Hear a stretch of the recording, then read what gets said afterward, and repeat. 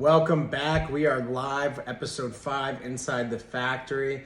Pleased to bring on Coach Derek Yannone, former student, co-director in New England, college coach, social media guru. Welcome to the show. What's up, Joey? How we doing? We're doing great. We're just, both of us are gearing up for our big Monday night session in Natick, Mass. In a few hours, getting a little prep work on the podcast. Excited to have you on today and kind of talk shop. Just kind of give the listeners a little background on your time with Face Off Factory, when it started, and how it's transpired.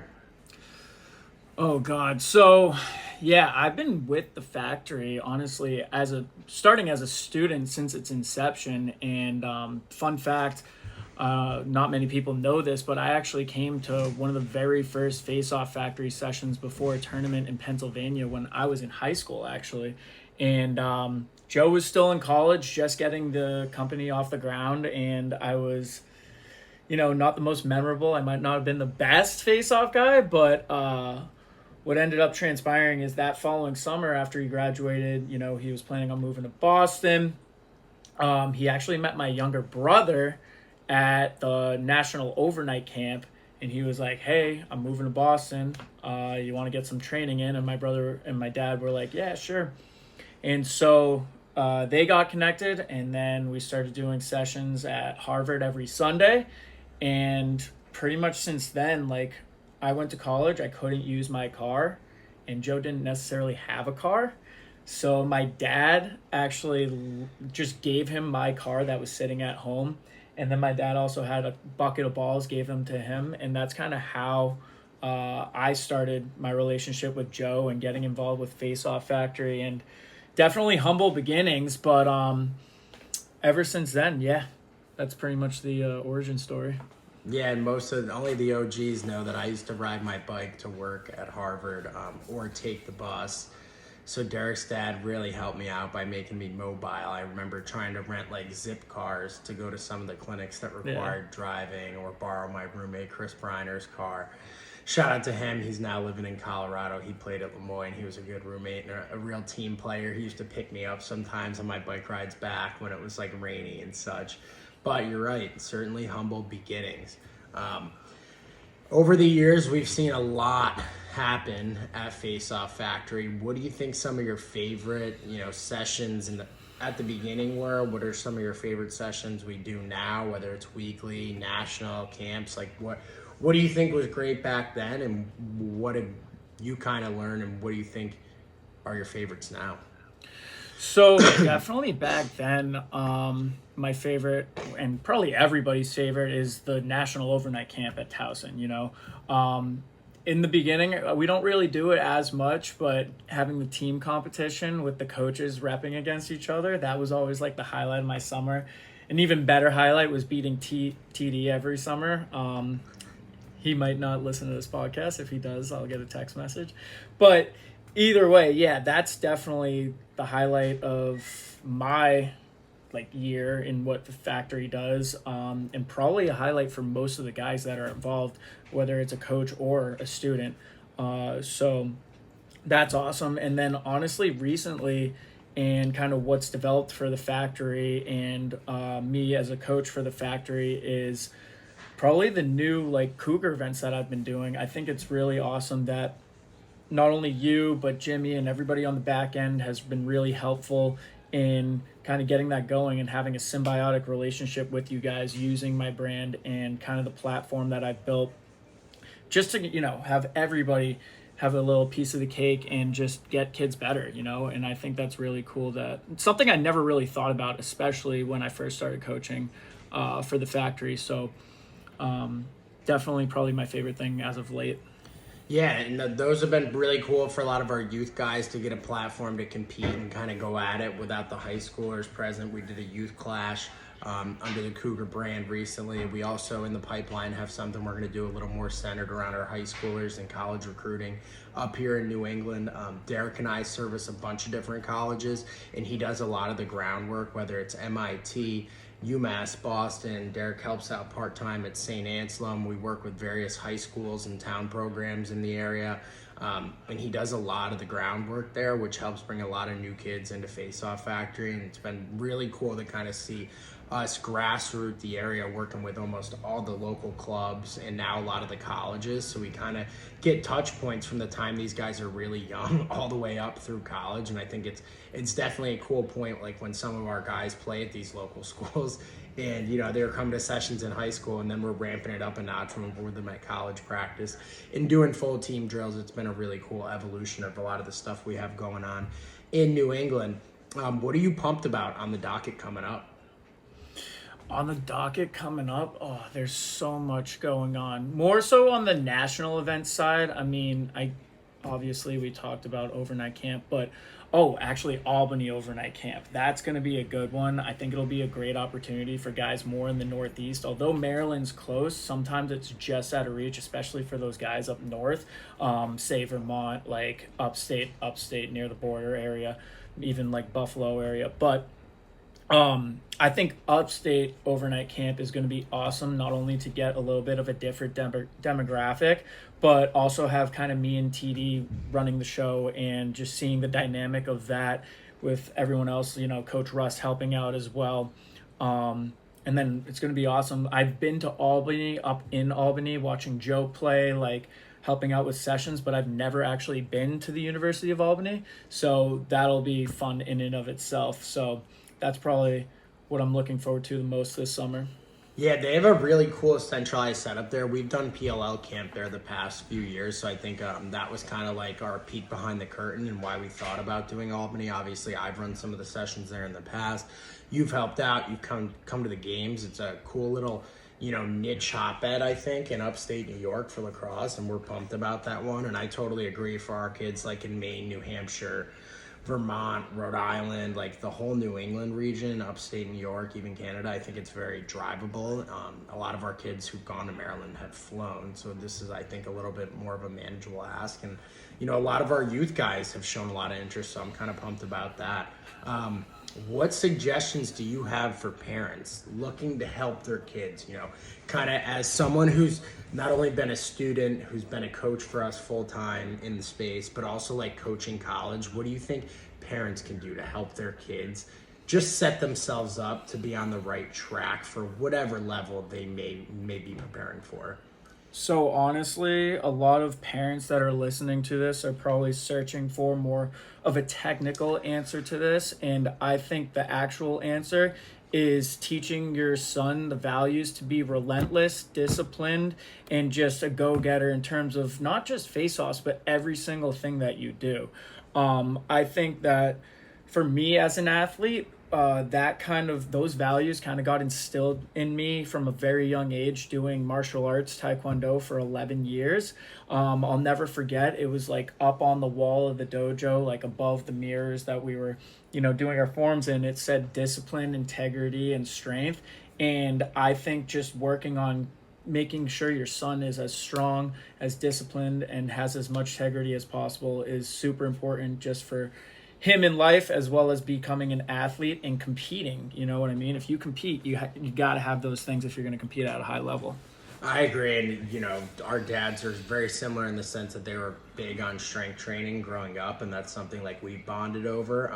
I do think like at the face-off position, one thing we see that always translates in our students is the strongest kids are always set up not only to like get looks to college, but actually play and make an impact. So for anyone listening, like if you're not going above and beyond, like outside of what, you know, your high school program or the team you're on is asking from a strength and conditioning perspective, you're not doing enough. Like I remember at Rutgers, like we had really hard workouts, and maybe my first couple weeks or months as a freshman, like I was just trying to get by. But once I kind of found my footing, my dad was always like in my ear when we'd talk, and I'd kind of give him the rundown of what we were doing throughout the week. He was big on like, hey, make sure you're doing an extra rep, 2 extra reps, 3 extra reps, playing extra wall ball. Like find some time to try to separate from your peers. Like although they're your boys and your friends, like you guys are all competing, and not only for playing time, you trying to push them and be better than them is going to help elevate the entire team. And that's something that certainly has stuck with me. And, you know, my coach at college would always say leaders really bring guys with them. If you're going to go down to the field, you better make sure you're bringing a couple buddies too, because we're not going to get better if only 1 or 2 guys are doing extra work. And I think the culture at Rutgers has certainly shifted over the past decade plus that Coach Breck's been there, where everybody's now doing extra work, and that's why you see they're able to compete at such a high level. Yeah, I agree with that. And I did find myself in college, like, I didn't start till my junior year at Endicott, but I did find myself that freshman and sophomore year, like the guy ahead of me, he was just like light years better than me. But I would go to lift, right, team lift, and then I would go to the regular gym and get an extra lift in after that, just to get, a little bit more work in, and brought a couple buddies along, like you were saying. You got to get better as a team, but definitely making sure that you're doing the right thing and taking care of business on and off the field. Yeah, and Derek might not mention this, but the guy in front of him actually was on the Cannons with me, Tommy Hughes. He was very, very quick. The MLL always overlapped with the college season, so I remember, I couldn't play the first game or two when I was coaching at Harvard, and Tommy actually got some pro minutes, so Derek wasn't behind some schmuck. But I do think, like, one thing that you did, Dan O'Connell, who I really respect and think a lot of, he's helped us coach. He was a student that was top 5 in the country at Holy Cross and then did his grad year at Duke. And Max Adler, you guys were 3 guys that even as college students still really committed to coming to the weekly sessions. And I remember when you were at Endicott, we had the North Andover, or where was it? It might have been Wilmington. Woburn. We had the Woburn location. Athletic Evolution. No, before that, it was the Rams baseball place. The one like with the nets in there. Yeah, where, I think that was Hannon Wilmington. would come, and Max Adler, and like Ethan Barnard, and you and Craig. And those used to be super competitive sessions, and that was in like a little baseball gym. And we used like the foul lines as our face-off lines, but like, even back then and now, like, all the college kids that are local that train with us, I feel like they do a lot better than they would have if they're just going to practice and doing the work that's asked of them. And obviously there's a ton of commitments when you're a college athlete, and I get why people don't always come to the sessions. But, like, perfect example, we have a kid who plays in the MCLA at Northeastern who's gotten insanely better just coming every week throughout the season, and maybe he's lucky that he's close and his schedule lines up. But that's something, like, you can never stop training. And we see kids who commit and they almost like take their foot off the gas, and that's just giving people, wiggle room to surpass you, because if you're not getting better, you're getting worse. And somebody out there is always working. And my 10 years of being a pro, I've really learned that, especially like the hard way when I was younger and maybe took it lighter on some weeks. It certainly translated to how I played on the field. Yeah, for sure. Personal, where are you from, background, like what was your path into finding lacrosse? Oh my goodness, I do need to pull this up because it'll kind of bring the whole story together once I start going here. But I born and raised in Linfield, Massachusetts. I started playing lacrosse. I actually had a lacrosse stick in my hand when I was probably 2nd grade, I think. And I was terrible at lacrosse. I was so bad. I remember, for those of you from Massachusetts, Route 1, Hockeytown. We would have our practices at Hockeytown when there was no ice on one of the rinks. And I'll never forget, I just stood in the corner as an attackman and just pretended that I wasn't there. So, like, I wouldn't have the ball on my stick. I was petrified of having the ball on my stick. And I kind of still, like from then to probably like 8th grade, I still wasn't very confident as a lacrosse player, but I played soccer and football. And I think in 8th grade was when I first started playing football. And that I thought that was my sport. You know what I mean? And this is what I looked like in, I think this is 7th or 6th grade. But for you, those of you who can see that, absolute I've seen that stud. photo before. Yeah. So anyways, that's kind of like to put it in perspective, and you guys can probably understand I didn't exactly have the most swag, but going into high school, I actually went to St. John's Prep. Shout out the Prep boys. And Powerhouse. Yeah, they're absolute. We were pretty good when I was there, but they're unreal. Like, the past 5 years, they've won the state championship at the Division I level in Massachusetts. But either way, when I went to the Prep my freshman year, I thought football was my sport. I was like, okay, I'm going to play football. This is going to be it. And I was on the freshman team. Most of the freshmen are on the freshman team, like the freshman year. And I believe I missed like 3 days of practice because I had a family vacation. And my mom talked to the head coach and was like, oh, we have a family vacation planned. Like, my parents paid for it. And she was like, is it okay? Is it going to impact Derek's playing time if he misses these 3 practices? The coach said no. Showed up next week. I was on the B squad. It did affect my playing time. So I was like, oh, that's tough. And I was always kind of behind in terms of football versus like the other guys that were playing.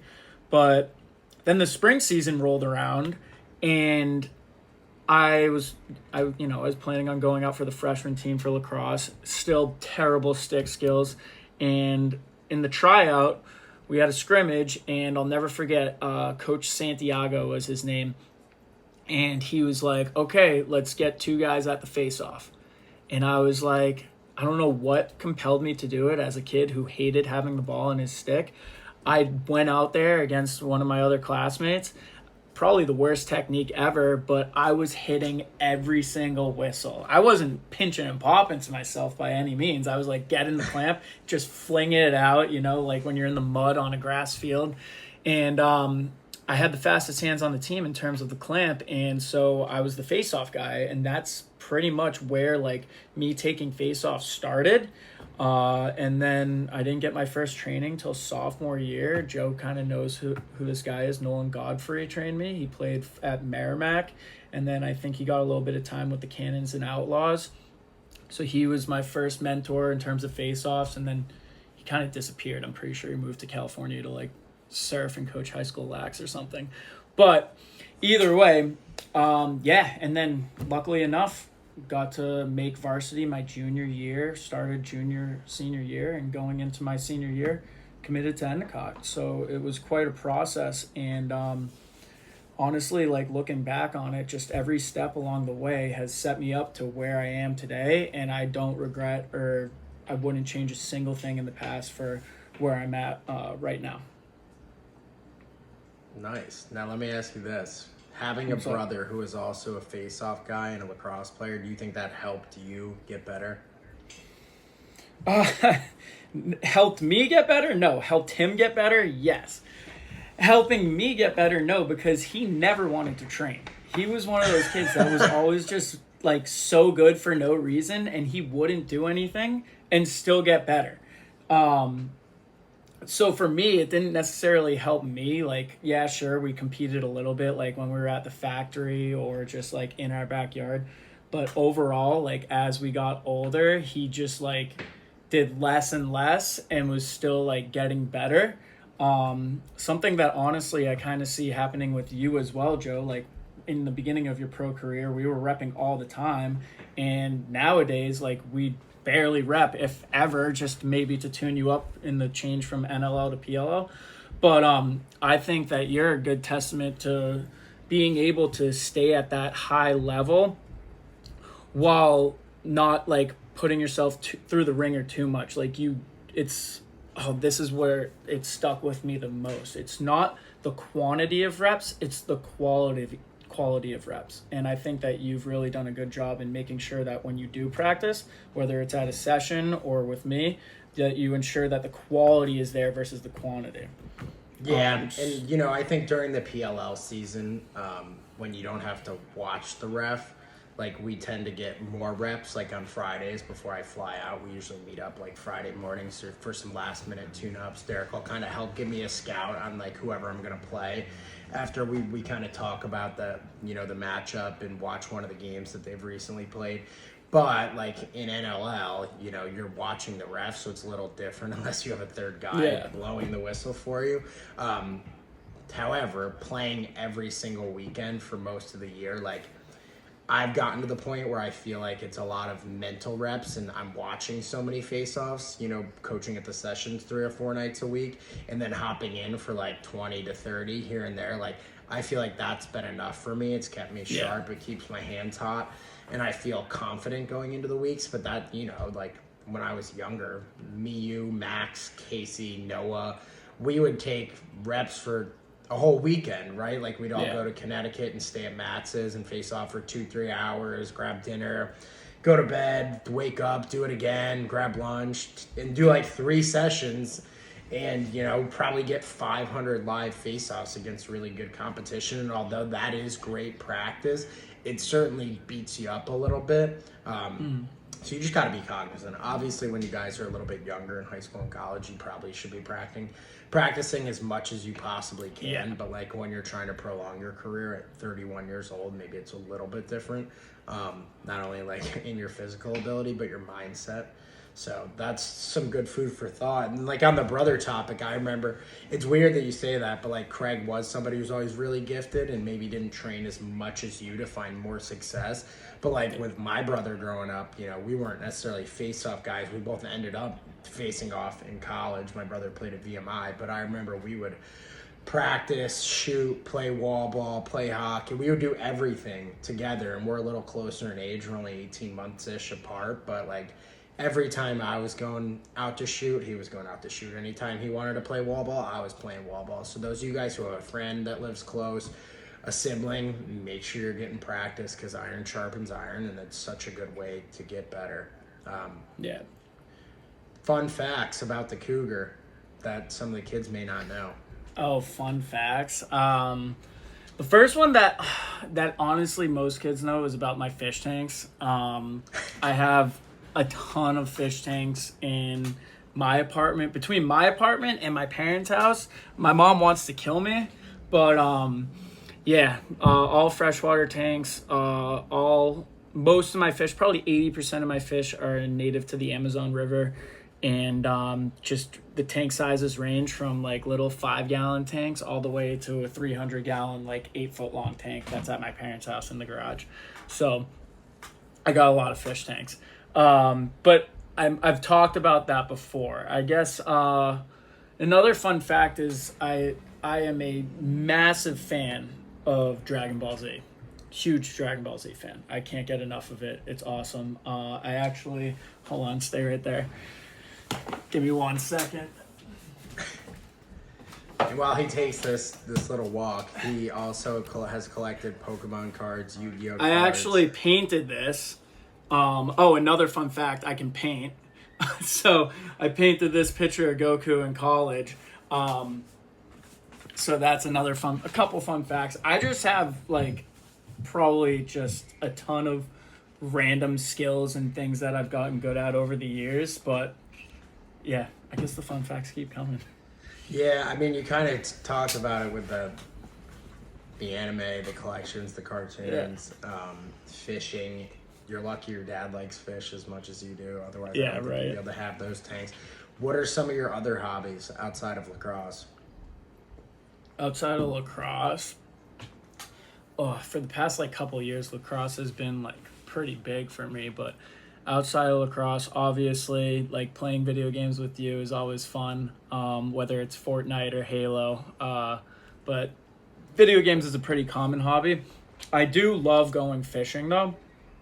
Like especially throughout the summer. Like I don't really go in the colder days, like late fall, early spring. But the heat of summer, I love going down to the Cape with one of my buddies, and we go fishing for sharks at least like 5 to 8 times out of the summer. And we literally will just go down to the Cape, pitch a tent, and we'll be on the beach from 9 p.m. all the way till like 9 a.m. and we'll just stay on the beach, and we keep the tension on the reel spool like loose, and then like sometimes we'll be taking a nap and all of a sudden we just hear Ree! And it's getting drag getting peeled out from like a 5-foot 6-foot shark, brown sharks, and that's honestly so much fun. But probably fishing is probably my favorite hobby outside lacrosse. And where's your happy place off the field? My happy place off the field. Yeah, favorite place to visit, go, spend some free time. Honestly, there's I haven't been there recently, but this is actually a great question. I haven't been there recently, but there's a set of rocks at Endicott like right on the water, and whether I'm fishing or just like hanging out with buddies there, that's probably my favorite spot to be like ever. Like whether the tide's high or low, it's always beautiful. Like overcast, sunshine, it's always beautiful, and that's like a really serene place that I like to go to. It's also behind like it's called Mistlewood. Is like it's like a function building. So when you go behind there, like only certain people like who know about it can get back there, because you're technically not allowed to be back there with Mistlewood being there. So it's like super secluded, and that's a really awesome spot, I would say. So you're trespassing when you go back there, is what you're saying. Not if I have my goal card on me. That's pretty good. I thought you were going to say Lake Winnipesaukee. Oh yeah, like the lake is really awesome, but like I said, dude, I've been go with lacrosse. I just haven't been up there recently. We do go up every 4th of July, but yeah, the lake is awesome, but I guess it just took me back to like the ocean and Endicott. I'm literally looking at one of my helmets right now. It's like hanging above me, so that was my first thought. Yeah, very neat. And talking about lacrosse, one thing you've added to your arsenal, as I have in the past few years, is box lacrosse. What do you think that can teach like young lacrosse players, especially face-off midfielders? Why should they all be playing box? First reason that everybody talks about stick skills. It really helps your stick skills and your awareness, like being able to get the ball in and out of your stick. You cannot have bricks for hands if you're playing box. You have to have a lot of finesse, and like even if you see it at the pro level or all these Canadians at the semi-pro level, like sometimes it's not about how hard you shoot, it's about where you place the shot, especially with a big goalie in that small little 3x3 net. So definitely helps with your stick skills. And one thing that I think I've taken away is like your spatial awareness. I've also seen like, some documentaries with like the Thompson brothers and some other native guys talking about how when they play in a box environment and they go from that to playing on the field, it's like you have so much room to operate. And I think that the spatial awareness is really useful in terms of translating it to your field game. And also, if you're playing offense, one thing in box is you're taught, instead of dodging like down the alley, you're taught to actually like bring your stick to the inside of the floor. So dodge the net with your stick on the inside, which increases your angle, and almost no one in college like really does that. So I think that's another attribute that can be added to someone's game to become a more effective offensive player. Yeah, and if you're playing real box, even if you're playing defense, like I just find there's more transition opportunities, there's more loose ball situations. It's such a good environment to breed toughness, resilience. Oh yeah, and just grittiness. So I mean, I can't recommend it enough. I was lucky enough to play for Team USA this year in box lacrosse as somebody who picked it up as an adult, playing in the Boston Box League, getting cut from NLL, making NLL, playing for 5 years now. It's been a really cool addition to my repertoire of lacrosse and skills, and I think it's helped me prolong my career and have some more longevity. Couple quick hitters for you. Favorite book? Favorite book? Oh, The Road by Cormac McCarthy. I don't know why. It just stuck with me ever since I read it in high school, and yeah, banger. Favorite movie? Favorite movie is between Sanctum and Prometheus. Prometheus is a little bit more popular. It's in the Alien universe. So that movie is really good. Ridley Scott always produces great films. And then Sanctum's kind of like it's a little bit of an older film, but it's like these guys, they go like cave diving, and then they get stuck in the cave, and it becomes just all out like pandemonium. It's a thriller for sure. But that one, I haven't heard of either of those. Yeah, that one Just gets the shows juices type of guy. flowing. All right, best TV show? TV show. What are you watching now? What am I watching now? I'm watching My Hero Academia on Crunchyroll. It's an anime. I love it. Good stuff. I actually watched A Man on the Inside last night, Netflix show, miniseries. Thought it was really good. Recently watched all three of the Batmans. Those got me pretty fired Oh up. yeah. Yeah. And then most influential leader. Most influential leader. In terms of what? Like just in Impact on general? you.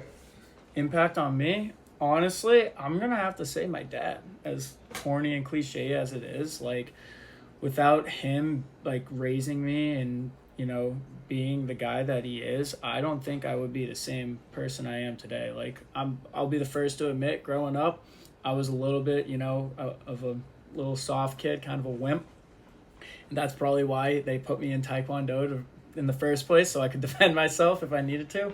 But as I got older, I got more and more appreciative of the conversations me and my dad had and how like tough he was on me and like holding me accountable for a lot of things. And I think it's just he hasn't been just a good leader for me, but a great leader for my family as well. And I think that's why I think he's the greatest leader and most influential for me.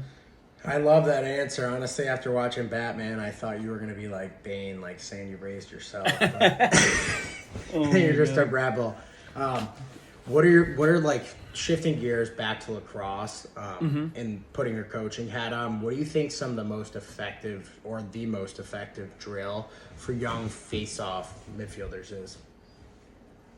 I think I stole this drill from you actually, but like the face-off iteration drill where you're working on your first move, then you work on your first move and then getting into your second move, and then you work on your first move to the pinch and pop. I think that's probably the best overall drill because it covers everything or like the basics, the necessary basics of getting the ball and then what you're doing after you get the ball. So I think that's probably the best overall drill that young face-off athletes can use in their training. Love it. What can kids do on their own to get better? It's a question you and I get all the time. What would you say if you could only give them one answer? What would it be? One answer: listen to whistles. Right? Yeah, I would say like that's one of them. And watch film. Yeah, if you're watching film helps too, but like if your technique is like okay, right? But you're getting to the ball first, it doesn't really matter how good the other guy's technique is. Like as long as you're getting to the ball first, that's like step one, and step two is getting the ball out. Step three is actually winning it. So I think that like working on hand speed and most of all just getting used to a bunch of different whistles is probably the best bet. Yeah, hand speed's a hot topic we always get asked about. What do you think some of the best strategies for coaching hand speed are? I mean, it's a tough one to really excel at. Yeah. There's so much stuff between like what we used to do back in the day with like the hand drops and like the circle drops and stuff. Like that stuff worked for me personally in college. And then we have drills like the ball hops and stuff like that.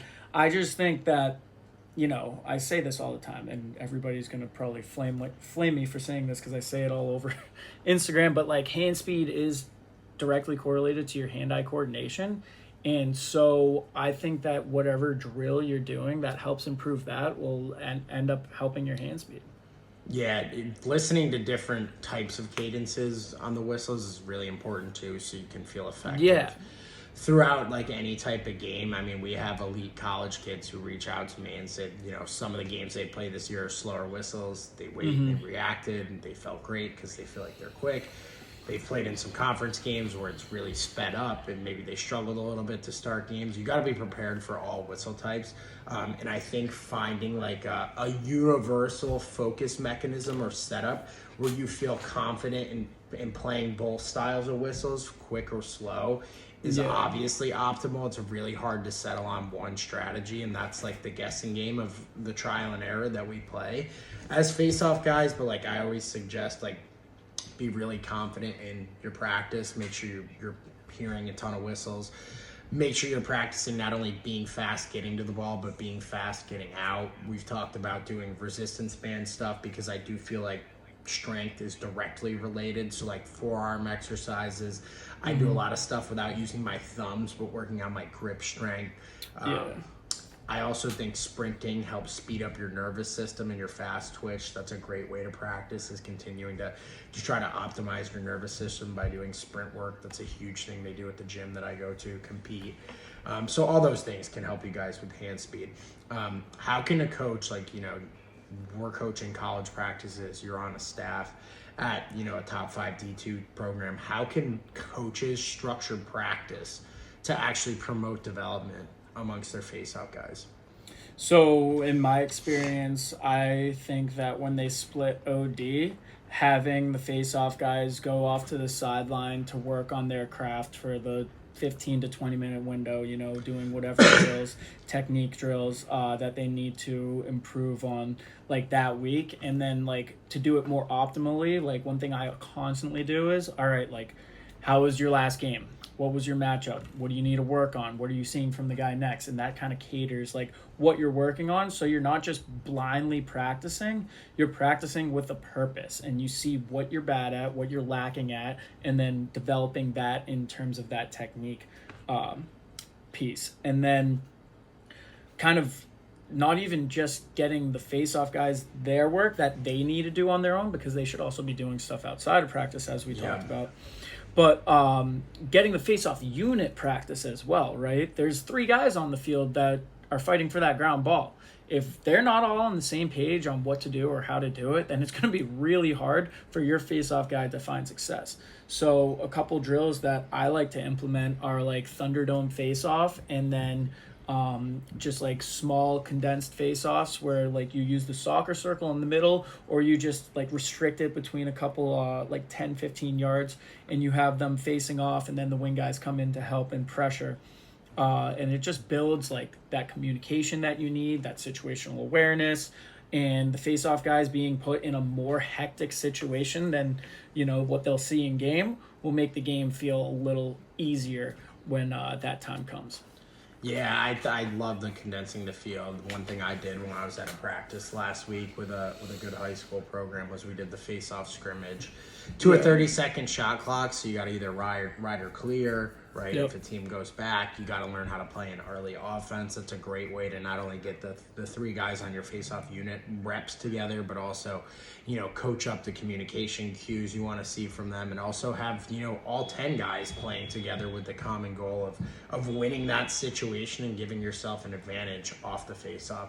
So those are all really good ones. I do like what you mentioned, and I think it's a great suggestion. Like, at the beginning of a week, start with your last game and what problems need to be addressed, right? Like, focus on yourself first, and then you can transition to like matchup prep later in the week. So that's a great way to kind of split it up, devise and conquer. Film tips.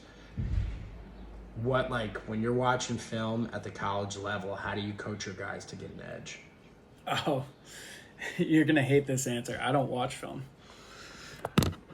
The reason I don't watch film is because, well, first of all, I'm pretty blessed with the guys that we have on our team at St. A's. Like, they're really good, and they have a lot to offer in terms of hand speed, so I don't really worry that much about their matchups. But the biggest thing is, like, if I do watch film, it's mostly to see tendencies for guys.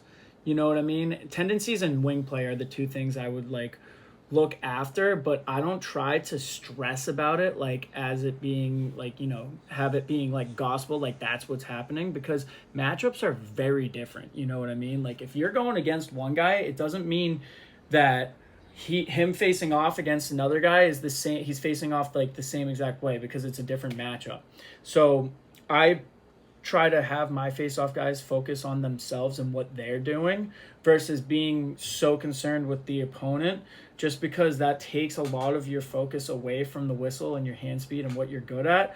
So that's kind of my principle with how to approach matchups and preparing my face-off guys for their next matchup. Yeah, I mean, I don't totally disagree to an extent, but I will say I know. That might be why you never made it to the pros, my friend. Dude, could be. I don't know. That and being 5'7", maybe. Yeah. Differences coaching, D2, getting to be along with your brother playing D2, and then coaching or playing D3 and working with a lot of D3 programs, what do you think like the main differences are for guys kind of deciding between those two routes? Like, what would you say, the best or worst part of each is? So like guys trying to decide like whether D2 or D3 is for them. Yeah, what would be your short like list or your hot list of pros and cons? Pros and cons, like D3. For me at Endicott, D3, it was pretty rigorous. Like, I'm not gonna lie, our buddy Pat Foley, he played at Johns Hopkins, and every summer I would talk to him, and he would tell me what Johns Hopkins was doing, and I was like, holy shit, like maybe like Endicott's doing, like putting us through the ringer, like at practice, like we're fucking hitting each other. Excuse my language. Excuse my language. We're hitting each other and getting after it, and they just did primarily more like walkthroughs, and they like in season limited their lifts like a lot more than Endicott did, which has value. But so like I don't think guys should necessarily say like. One misconception here, let's kind of start from the top. One misconception is when you're like trying to play at the Division 3, Division 2, or at the Division 1 level, right? Division 1 is the highest. Like a lot of guys don't understand how much work it actually takes to be there, and then how much work on top of that it takes to stay there and compete at the highest level possible. However, when you think of the D2 and D3, it's like you still have to work hard. You know what I mean? Like it doesn't just like playing at the college level, no matter what division, takes a lot of work and like you being good at what you do. Whether you're a midfielder, goalie, defender, face-off guy, if you're not the best, you're not going to play. And like it's some guys they're complacent with that. But if you want to actually play, make an impact for a program, you're going to have to put on your big boy pants, show up every morning to the weight room, eat properly every day, and make it happen. So kind of the discrepancy between D2 and D3 is like you're going to have to work hard, and you might just have a little bit more free time as opposed to going to like a D1 school where maybe you have a little, like especially Ivy League, right? A lot more like homework and stuff like that.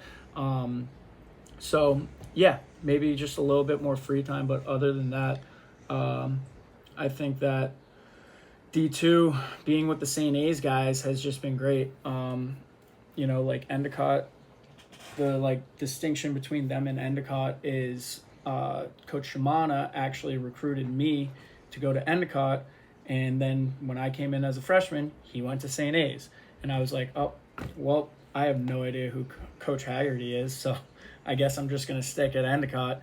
But it was very transformative because at Endicott, all 4 years I was there, we had our big thing was family. Family, we have it written across the bottom of our shooters. And at St. A's, it's the same thing. It says family on the bottom. Coach Shimana brought that culture from Endicott to St. A's and was able to turn a bottom of the barrel D2 program to now we're competing for a national championship every year. And yeah, I think that the presence of family on those two campuses is really strong, and I think that's something that every guy should look for in a program, or else you're probably not going to have the best time. So takeaways, Endicott works harder than Johns Hopkins would be my first one from what you're doing. No, on a serious note, I think, there's not a huge gap anymore between D2 and D3. I think the things you'll find are different is like the conference alignment and kind of the schedules you play. Like I feel like D2 can be a very regional, like north-south kind of balance of your games, whereas D3 there's a lot more teams, so like you may play some of those out of conference games like against teams that you never even knew about that are pretty good. I do think like it really comes down to what schools are a fit for you, but you can play good lacrosse anywhere, man. Do you think 100%? Who do you think wins Endicott versus St. Anselm today? Today, we scrimmaged in the fall, and Endicott pumped St. A's. So really, dude, yeah, it was crazy. Endicott's really good this year, like really good. They're beating every team in their conference, like by like 15 plus goals, and then they lost to Bowdoin by like 1 or 2 goals, and they're really good this year. Bowdoin just took Tufts to the wire in OT this weekend. But I mean, Yeah. like that's a crazy way to think about it. And I know like a couple of years ago, like Tufts gave Dartmouth a hard time when they scrimmaged. We will say they are scrimmages, and you're not necessarily playing to win. You're protecting guys who are banged up who'd be playing in the regular season or the playoffs, right? It's completely different situations. But yeah that's interesting. Predictions down the stretch. I know you're kind of living and breathing in the D2 space, and you know a lot more about D3 than probably I do. What do you think? Who do you think are the top 4 teams in both those divisions as we come down the stretch? In both divisions. So we'll start with D2. Honestly, I think what it's going to end up being for Division 2 is St. A's and Adelphi in the north, and then Limestone and Tampa in the south. I know last year Leonard Ryan took Limestone down, but Tampa's an absolute wagon, and I would love to see Limestone spank them in the south, and then hopefully we can, meet Limestone in the finals. I don't know exactly how we would shape up against them. An 80-man roster, that's a lot of competition there. So, but they don't have 80 guys. Yeah, they literally have an 83-man roster. Ask Owen. Next time you talk to Owen, ask him. It's insane. Maybe that's why you're going out of business. Probably. No, and then Division 3. Oh, this is a tough one just because there's so many more teams. But honestly, like, obviously Tufts is always just there. RIT is really good this year as well. And then 2 more teams that. There was one other team that was like sneaky good that took Tufts to like. Salisbury's always been in the mix. I feel like Lynchburg's been good. There's a lot. Lynchburg hasn't been that good though in a while. I know that the year before York's pretty good. Oh yeah, York. Okay, yeah, York. I think York is up there. Like they're having a hell of a year too. And then, honestly, dude, let's see the Endicott boys pull something out of their back pocket. That'd be pretty sweet. I mean, it's going to be crazy. Conference tournaments have already started. The MAC had their quarterfinals last night or Sunday maybe. We got Patriot League tomorrow night. I'm really curious to see how a lot of these matchups in D1 shake out. If I was going to predict a Final Four, I think it's really tough not to include Cornell. Like, they're obviously having an awesome season. I think Princeton has to be up there too. They've been excellent out of conference as well. I think they might have handed Cornell they lost to Princeton's lost to Cornell in Maryland, I think. But other than that, have a clean slate. It's tough to imagine, the end of the season stretch without Maryland. I think UNC could be in the mix too. They've won some sneaky tight games. Duke's starting to get hot. I really like Richmond. Out of the A10, they played a really tough schedule. They've been really good. The Big East is going to be a toss-up with Denver missing the conference tournament. Like, it's hard not to lean Georgetown there. It's hard not to lean Army in the Patriot League. I'm curious to see how the NEC shakes out because Lemoyne I don't think is eligible for the postseason, like the tournament, but they can play in their conference tournament. They actually got the top seed, so we'll see if they like steal the at-large or if they give it to. I think they would give it to whoever finishes second. So there's a lot of interesting lacrosse left to be played. There's a lot of kids doing a great job. Some of the D1 teams, we'll spotlight a couple guys. Like Chris May brought up a few guys that are really dominating last week, and like Will Lynch and Will Coletti and the guys that he thought were top guys. I'd like to give a shout out to one of our kids, Logan Bannock. He's a freshman. He's top 3 in the country. TD always talks highly about Wambach. He's done a great job this year. He's still above 64%. Bo Columbus from Robert Morris is having a sneaky, really good year. He's top 5 in the country. Sean Dow's been really good from Lehigh. Tyler Sandoval, former Princeton guy, is crushing it for Villanova. He could play an impact down the stretch. Out of all these guys kind of in the top 10, I would say, I love Johnny Mullen. He's one of our students. He's done a really good job. I would say my favorite kid to watch is probably Jack Cascadden on Cornell. I think he plays more offense than everybody else. In D1, he's big kid. He can handle the ball. He's smart. He's tough. Like, I really like his game a lot. I'm curious to see how Matt Pilato, our boy from Massachusetts, who's at Rutgers for his 5th year, does. They got Ohio State this week. If Rutgers could sneak into the NCAA tournament, maybe with a win this week against Ohio State, maybe they get an at-large bid because they're going to be adding 2 more top 5 to 10 games onto their strength of schedule, which is already at 7. So I'm pulling for Rutgers to win the Big Ten. Another kid whose game I really like is Colby Baldwin from Penn State. He's super smooth. He's good at handling the ball. I've been impressed watching him this year. But yeah, that's kind of what I've looked at down the stretch. We'll end with kind of our last hot topic. What do you got? Any question you want to ask for me?